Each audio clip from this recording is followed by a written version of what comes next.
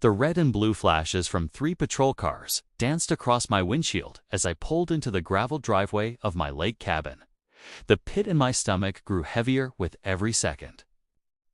My pickup truck was surrounded by uniformed officers, their flashlights sweeping over the now empty truck bed. Just 2 hours earlier, it had been packed to the brim with groceries, camping gear, and construction supplies worth more than $2,000.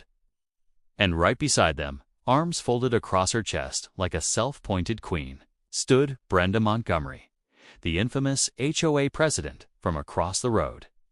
She wore her signature power suit like it was a badge of authority, even on a warm Saturday afternoon. Her hair was perfectly styled, not a strand daring to move in the lakeside breeze. "There he is. Officers," she announced in that grating nasal voice of hers, pointing directly at me like I was public enemy number 1. "That's the man who's been stealing from our community. I caught him red-handed with stolen goods. I've already secured the evidence." One of the officers, a tall man with sergeant's stripes stitched on his sleeve, gave me a puzzled look. "Sir, are you the owner of this property?" "Yes, officer," I said evenly, forcing my voice to stay calm even though I could feel my pulse pounding in my ears. "This is my cabin.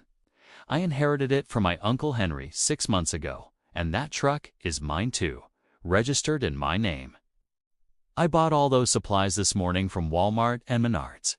I've still got every receipt." Brenda's face flushed a blotchy purple. "He's lying," she barked. "This property belongs to the Oak Creek Estates HOA. I've been president for 8 years. I know every inch of this neighborhood. He's been squatting here, hoarding supplies, probably running some kind of illegal operation." The truth was, this mess had been building up for weeks. 3 weeks earlier, I'd started making weekend trips to restore Uncle Henry's old cabin. The place sat on 2 acres of quiet lakefront, outside the official boundary of the Oak Creek Estates subdivision. The very first time I drove past Brenda's house with a truck full of lumber and tools, she practically sprinted down her front steps in her high heels. "Excuse me," she'd called, waving her arms as she jogged toward my window. "Where exactly do you think you're going with all that?" Trying to be polite, I stopped and rolled my window down. "Just heading up to my cabin.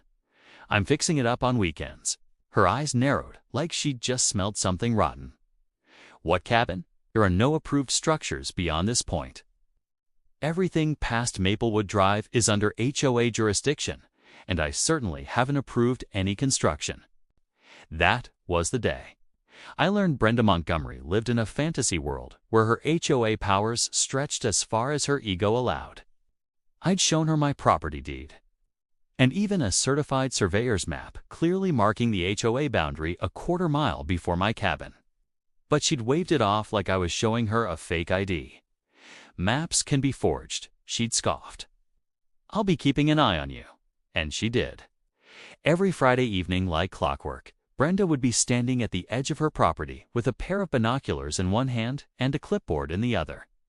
She photographed my truck, scribbled notes like some kind of suburban detective, and hollered invasive questions about my supplies. "Awful lot of canned goods for one person," she yelled one night as I carried boxes of water and non-perishables inside. "What's the plan? Bunker down for the apocalypse? Or maybe running an illegal Airbnb?" I tried ignoring her, but she didn't know the meaning of the word. She left fake violation notices on my windshield, called the county inspector to complain about unpermitted construction, only to be told the cabin was outside her jurisdiction. She even tried rallying her neighbors to form a watch group to monitor my property like I was some kind of outlaw.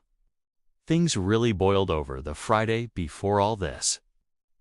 I'd made my biggest supply run yet. Winter was coming, and I wanted the cabin stocked and ready. The truck bed was loaded with a generator, propane tanks, canned goods, blankets, tools, and a brand new chainsaw, more than $2,000 worth of gear. Brenda, as usual, stood sentry. But this time she walked straight into the road and threw up a hand, forcing me to stop. "This is getting ridiculous," she said, peering into my truck bed with naked greed. "No legitimate cabin owner needs this much stuff. You're either hoarding, dealing drugs, or up to something illegal. I'm giving you one last warning before I take official action." I sighed. Official action for what? Buying groceries, maintaining my own property. "Brenda, you have no authority here.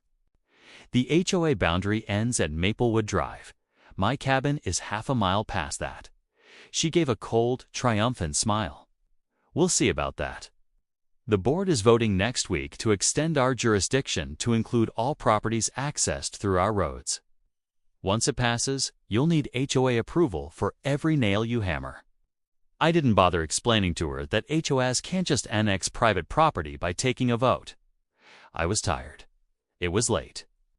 I had work to do, so I drove on, leaving her standing there in the road, already plotting whatever came next. The next morning, I woke early and spent hours installing new shelving in the storage room. Around noon, I decided to grab lunch in town and pick up a few more things from the hardware store. I left my truck in the driveway, half full of supplies I hadn't unloaded yet. That was my mistake. I underestimated just how far Brenda would go. When I returned 2 hours later and saw the flashing lights, the empty truck bed, and Brenda's smug face, everything clicked into place. While the sergeant questioned me, I pulled out my phone and opened my security camera app. After Brenda's first harassment attempts, I'd installed cameras around the cabin just in case. "Officers," I said, scrolling through the footage with my thumb. "I think I can clear this up real quick.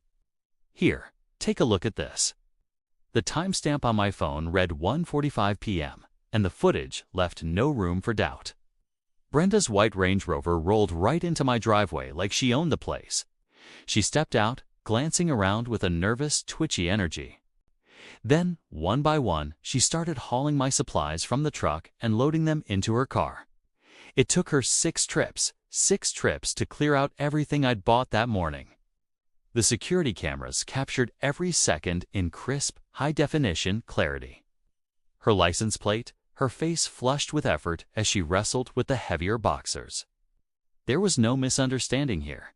She had stolen my property. The sergeant's expression changed as he watched the footage.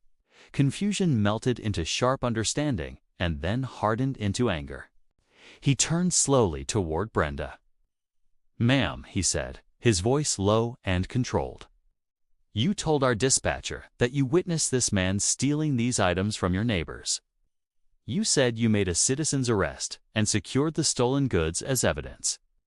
Brenda's smug mask slipped. "Well, he was obviously lying about owning them," she stammered. "Look at all that stuff.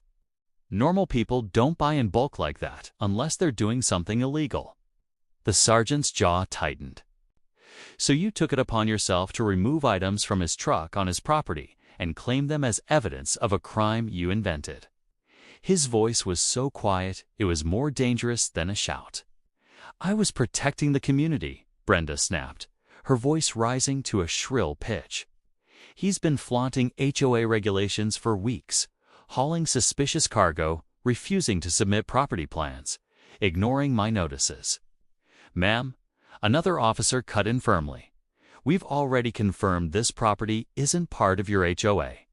County records are crystal clear. You had no right to touch anything on this land, let alone take property from his vehicle." I pulled up the receipts on my phone and handed them to the sergeant. 2,237. Walmart and Menards bought this morning. Timestamps match.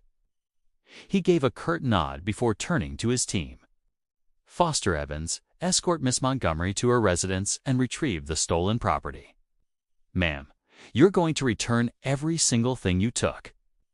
Brenda's face went from red to pale to blotchy pink in seconds.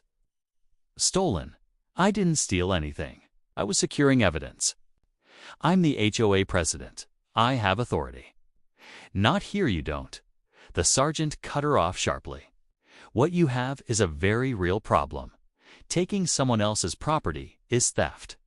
Making a false 911 report is a crime. You're looking at potential charges for both." The next hour was pure satisfaction.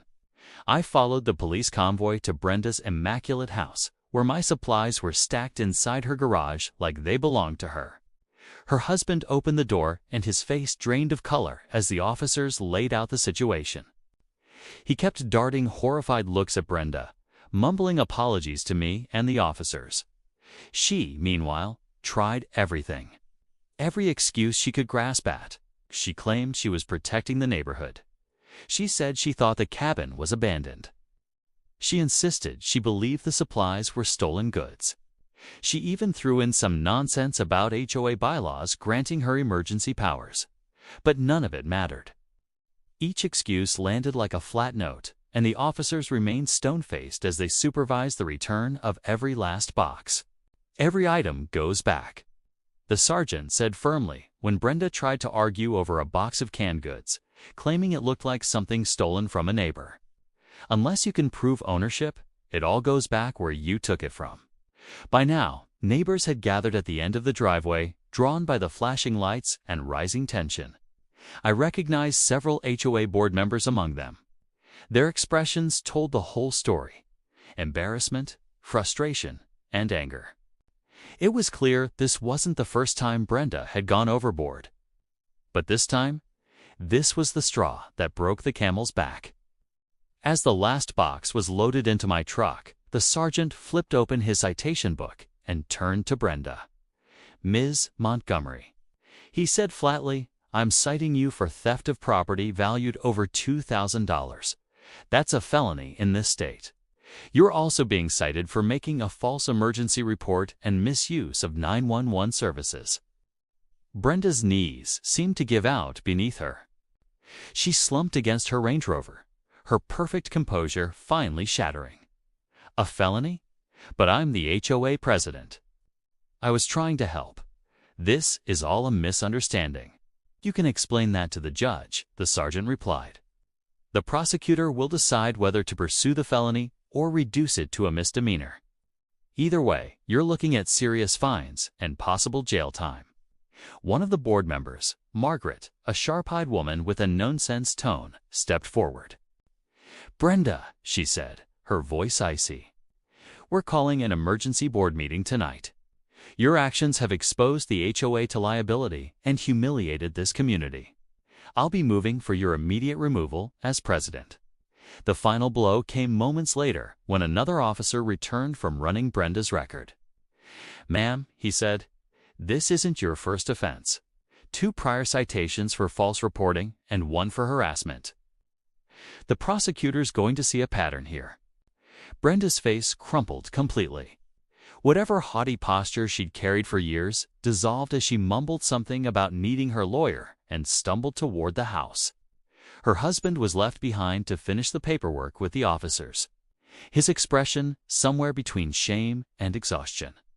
The sergeant handed me his card. "You'll need to come by the station on Monday to file a full report. Given the value of the theft and her history, she's facing serious consequences. Just the felony theft charge alone can carry up to 5 years in prison and fines up to $10,000. From the doorway, Brenda let out a strangled wail. 5 years, $10,000. Her voice cracked as the weight of reality crushed her. Then she vanished inside, the door slamming behind her with a sound that felt final, like the closing of a chapter. Her reign as the self-proclaimed queen of the HOA was over.